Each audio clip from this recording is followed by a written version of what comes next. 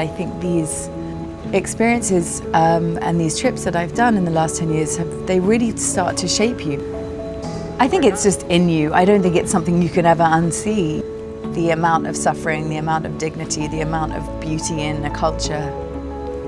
And really try to personalize it. That's what I've really tried to do this time. Like before it was very much observational. Like look at these people in suffering or in struggle.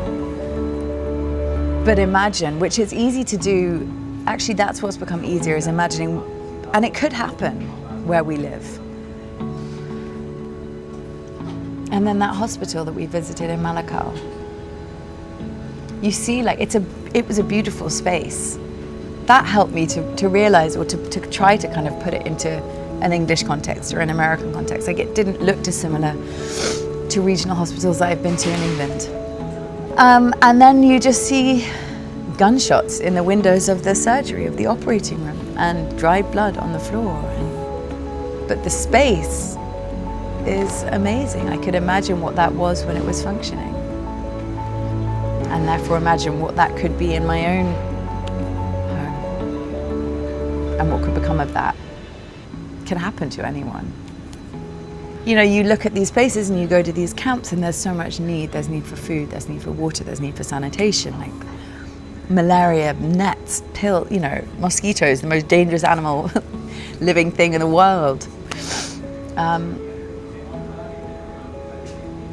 And then really the only way, when you meet someone like Grace, the only way to really start, aside from the blanket needs, which are many and urgent, is to educate. I feel actually after this trip clearer than I ever have before. Like I see Grace and I see the potential of what that can achieve. You know, investing in a woman who is educating, and then those people who are educated going out. I don't think that woman is ever going to give up.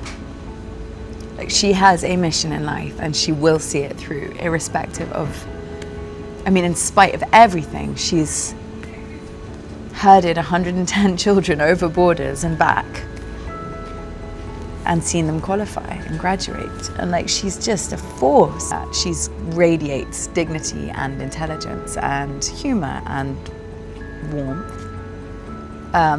She's tough, she is a teacher vocation for sure. And I asked her sort of what her dream would be, and she's like, just to have enough just to keep this school going. And I sort of asked her, like, just dream bigger. What if we bought a school in Juba? She was like, but then if we go back to Kajukeju, I've got the school there. And she was like, but then if we did buy a school, we could have a school in Juba, and we could have a school in Kajukeju. And then we could have a school in Wow. And then we could, you could see in her mind the cogs turning of like this vision of spreading this idea and dreaming big with it. Because she just has that potential to inspire and galvanize, I think. Every country has a power, and its power is from its youth. That generation is the generation that will make a change in the country. It's not us, the old people. So I still have that belief that through our students, South Sudan will change, and it's going to develop also.